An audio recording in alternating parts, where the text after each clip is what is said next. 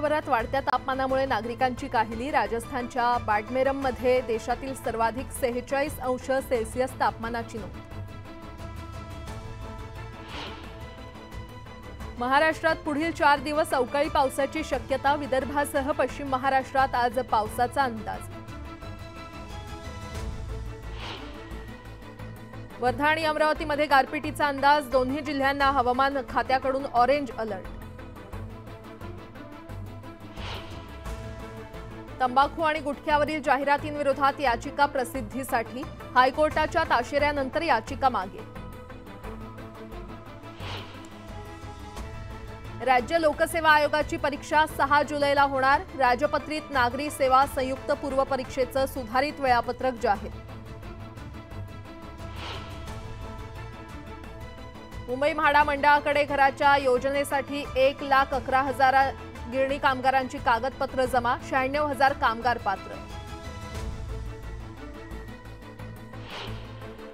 नवी मुंबईला पाणी पुरवठा करणाऱ्या मोरबे धरणात 80 दिवस पुरेल एवढा पाणीसाठा। पाणी जपून वापरण्याचं आवाहन।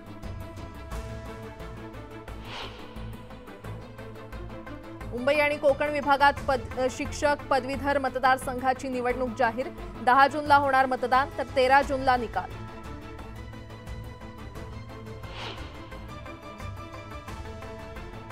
गणेशोत्सवासाठी कोकणात जाणाऱ्या रेल्वेचं आरक्षण सुरू होता। अवघ्या काही मिनिटात रेल्वे फुल। गाड्यांची वेटिंग लिस्ट 1042 वर।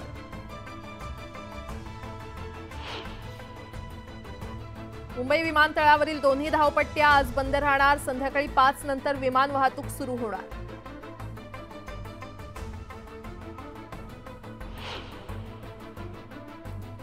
आशा सेविकांचं मानधन 4 महिन्यांपासून रखडलं। मानधन देण्यास सरकारकडून टाळाटाळ। आशा सेविका संघटनांचा आरोप।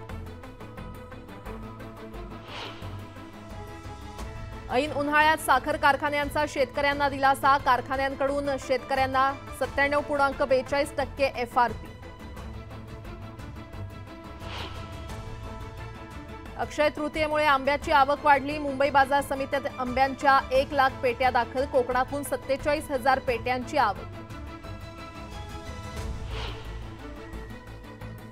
यंदा नवीन लसूण दाखल होईपर्यंत वर्षभर लसणाचे दर चढेच राहणार। एपीएमसी बाजारात देशी लसणाला प्रति किलो 50 ते 120 रुपये भाव।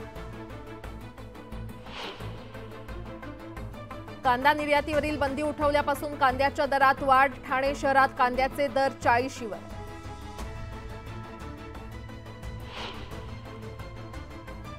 उजनी धरणावरील पाणीपुरवठा योजना बंद पडण्याची शक्यता। उजनी धरणात 44% पाणीसाठा। 10 मे पासून सोलापूरसाठी उजनीतून भीमा नदीद्वारे पाणी सोडलं जाणार।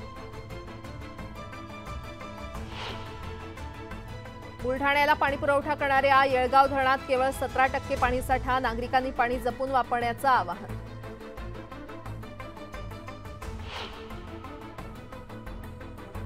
नवी मुंबईतील मुलीच्या नावे नीटच्या परीक्षेत राजस्थानची मुलगी। आरोपी मुलगी पोलिसांच्या ताब्यात। अधिक तपास सुरू।